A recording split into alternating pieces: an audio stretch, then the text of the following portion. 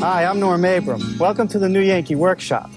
An English friend of mine who's an antique dealer calls this a pantry table because that's where it would most likely be found.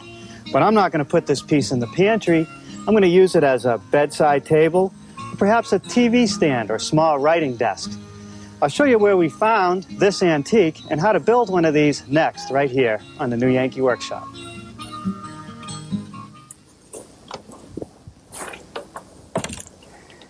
If you're mad about antiques, then you owe yourself a visit to Britain, where I think there are more antique shops per square inch than any place else on the planet. And this is what I found. This table would be just right as an end table for a sofa, or maybe even a hall table. It reminds me a bit of shaker pieces because it has a tapered leg, has a center drawer with this little beaded detail around the edge, which I kind of like, and a wooden knob. And the top is just the right size. Now I know that this is a pretty simple project to build, and also it'll fit in just about anybody's home.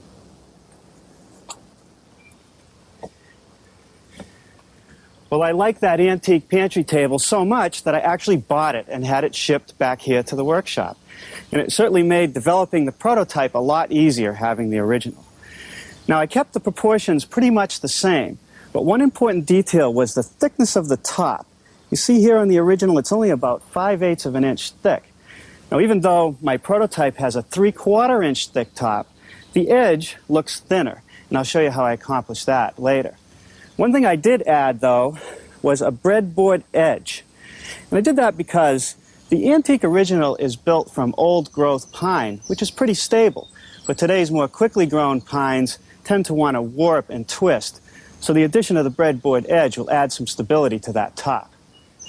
Also, before we get started, I want to talk about shop safety. Be sure to read, understand, and follow all the safety rules that come with your power tools. Knowing how to use your power tools properly will greatly reduce the risk of personal injury. And remember this, there is no more important safety rule than to wear these safety glasses. Now, one thing that I've started to do with every single project I make is take the time to size up the boards for thickness. Now, here are 3 boards that are going to become our top. And straight out of the lumberyard, even if I was to cut all the boards from the same length of material, I sometimes get variations in the thickness. And what that means is when you glue them up for a panel, there's unevenness, and you could spend a lot of time sanding. So it only takes a few minutes to run each board through the surface plane.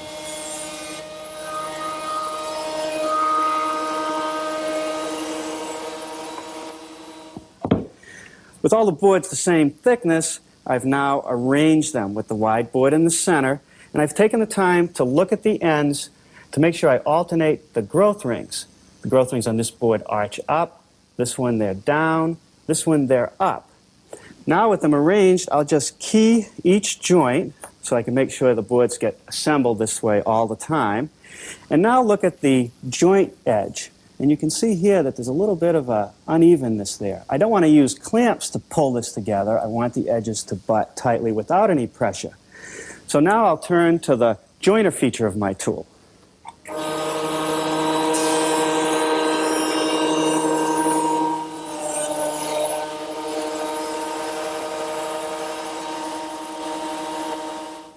Before I apply any glue, I want to cut some slots for these hardwood biscuits that are going to go along the joint line to add some reinforcement. Now, to lay out for each biscuit slot, it's just a simple matter of drawing a line across the joint, every 6-7 inches apart.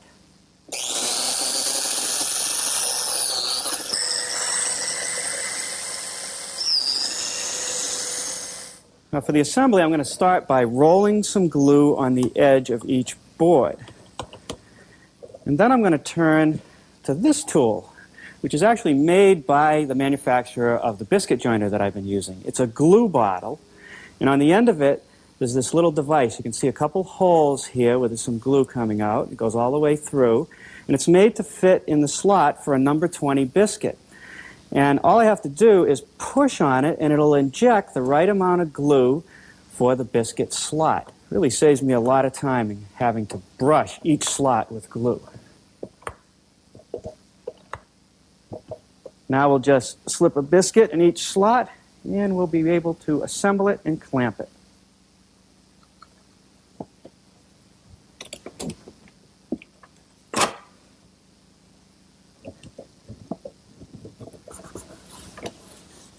Okay, and we'll set this aside to dry. Now here are 4 blanks for the legs on our table, and they're 1.5 inches square. Now I'm ready to cut them to length. First I'm going to square up an end.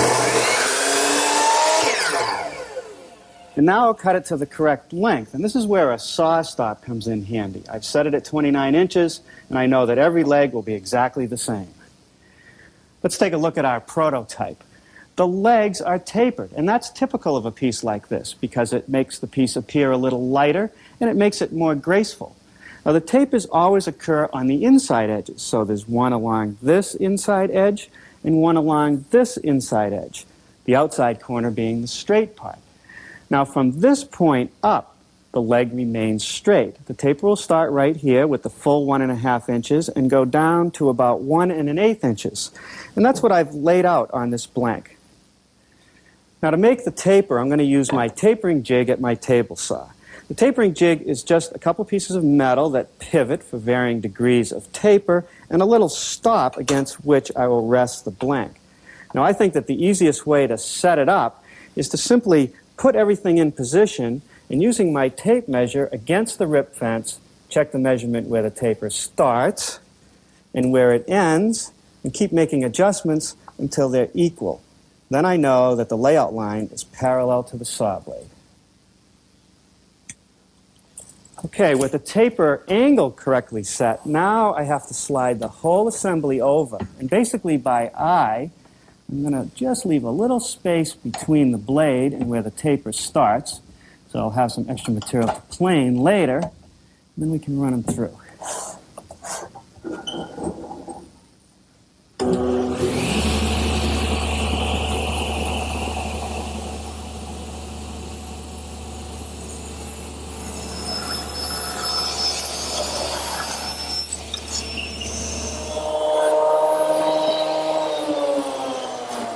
Now the joiner does a nice job cleaning up the saw marks. In looking at the original pantry table, it appeared that the rails were joined to the legs with mortise and tenon joinery, a more than acceptable way to make that connection.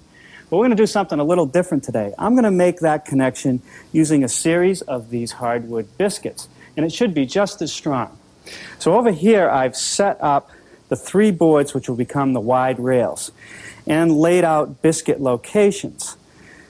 I'm going to take my biscuit joiner, which has been set up to put a slot approximately in the center of a 3/4 inch board, flip this guide fence into the vertical position, and put on this little attachment, which will allow me to position the biscuit just about any place I want. It has a slight calibrated area here. I want to start at a 1/4 inch. Now that 1/4 inch corresponds to the distance from the base of this plate to the center of the saw blade. And what I want to do is cut 4 slots, 2 from each side.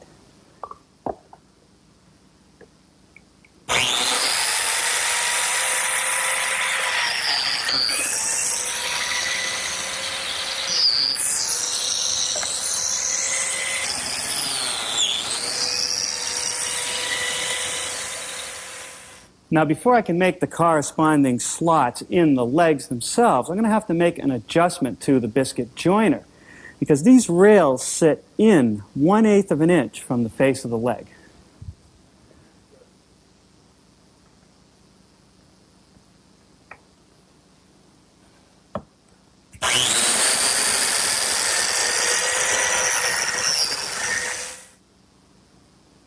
Okay, one more adjustment. And we can finish the rest of the slots for the rails.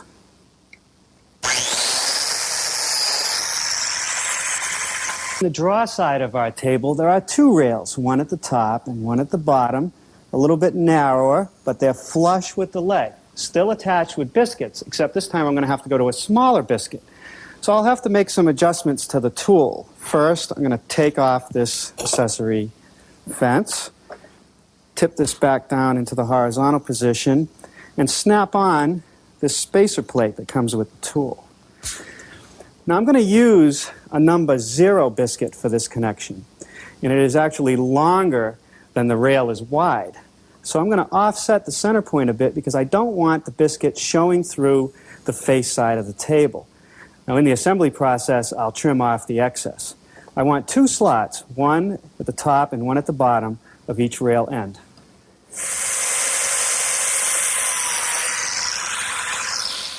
Each leg needs 4 corresponding slots, 2 for the upper rail and 2 for the lower rail.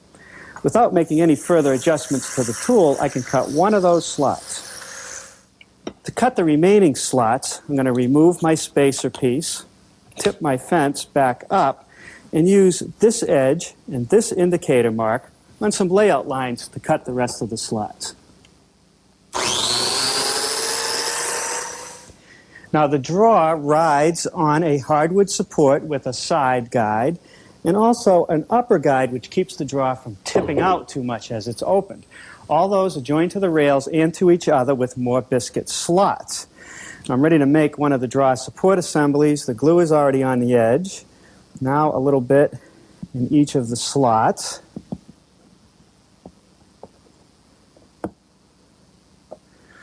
We'll install some biscuits and clamp it up.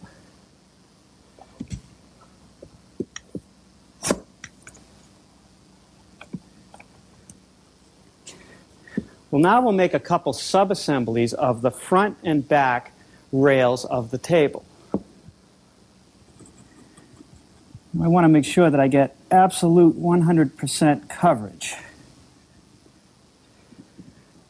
Now, the trick here is to move quickly enough to get the assembly together before the glue dries up.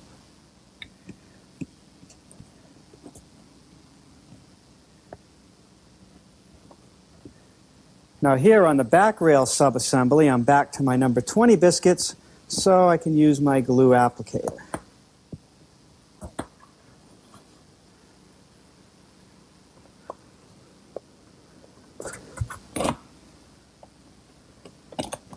Well, now is when I trim off the excess biscuit on the front assembly. This is the point when you wish you had about 7 sets of hands with all the biscuits and slots glued, ready to start the final assembly of the base.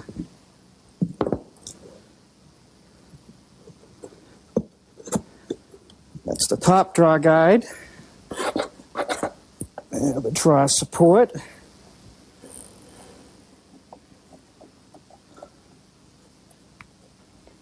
Now we'll set this base aside to dry and get back to work on the top. Now over here at the table saw with my stacked dado head cutter set up, I'm ready to make a tongue on the ends of the blank to accept the breadboard edge.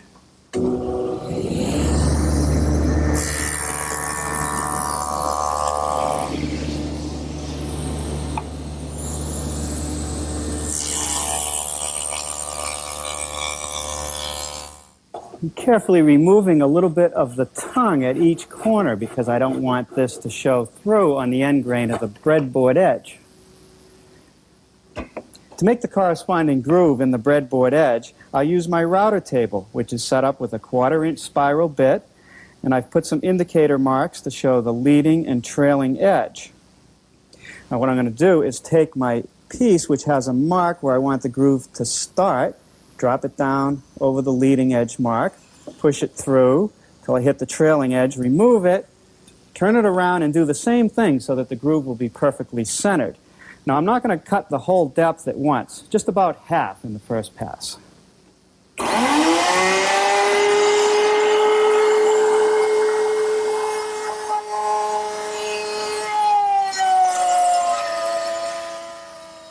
Now by simply removing this 3/8 inch shim has the effect of raising the bit to 3/4 of an inch, and now I can finish the grooves.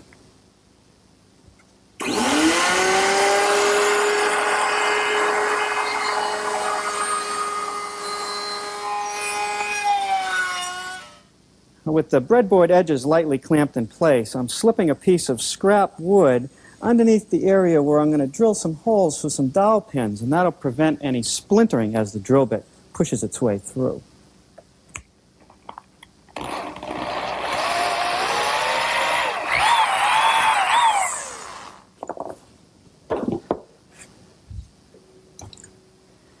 Now the center hole in each tongue I'm not going to touch, but the outer holes I want to elongate by drilling a hole on each side.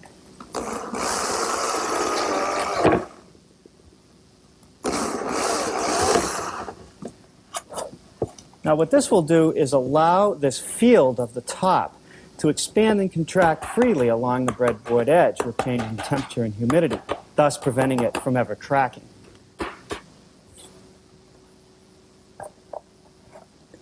Now the center dowel is secured with some glue. I can actually put glue in the hole and on the dowel.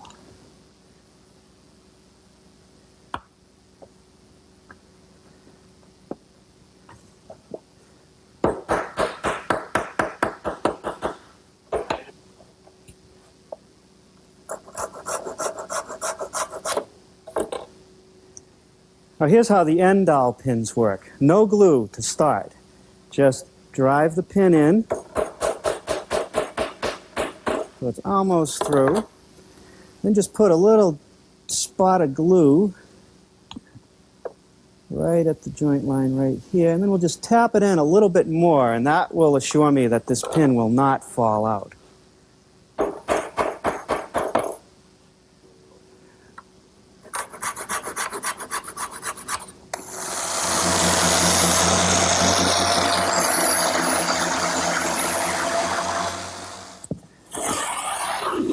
Now to make that top look a little bit thinner on the edge, I've got the bottom side facing up, and I've put a line on the edge and a line on the back, and I'm just going to use my block plane to thin it down at a slight taper.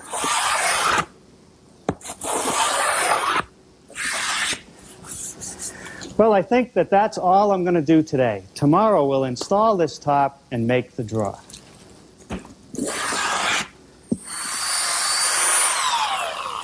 When I pre-drill the holes for the screws which will hold the top on, I like to make sure that they're elongated so that the top will be able to move freely if it has to.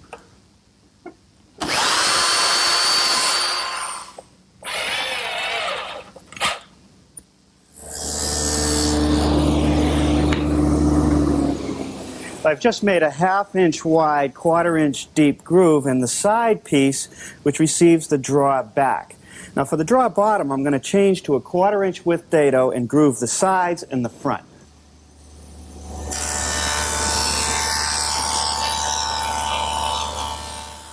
Now using my dovetailing jig and my router, which is equipped with a collar and a dovetailing bit, I'm able to make the pins and the tails that connect the drawer front to the side. Now we'll slip in the bottom.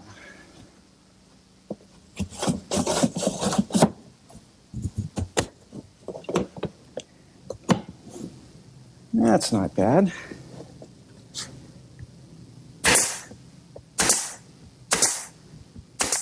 The Antique Original had a nice little detail around the edges of the drawer front. It's like a little kerf.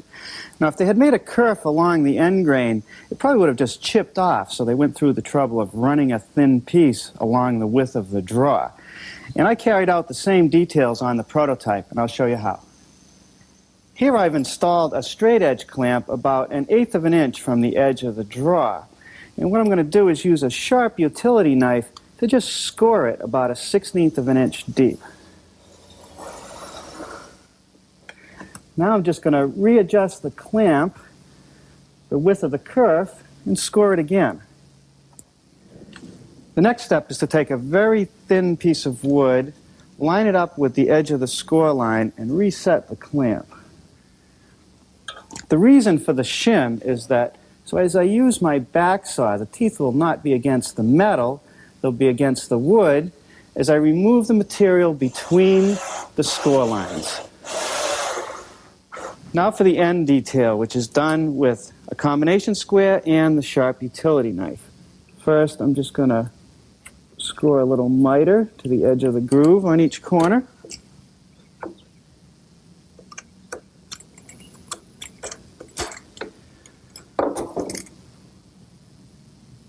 Now I score the groove across the grain. And now the depth of the groove across the end.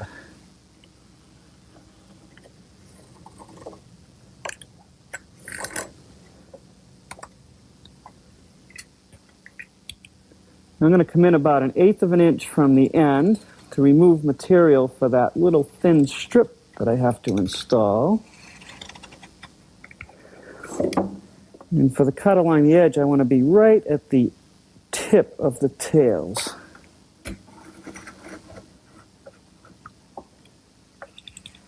And all this really is a little bit of time-consuming carving, but the end results are really worth it. That little thin strip that's going to be on the end gets mitered at the corners. And then we keep cutting it and trimming it until it fits just right.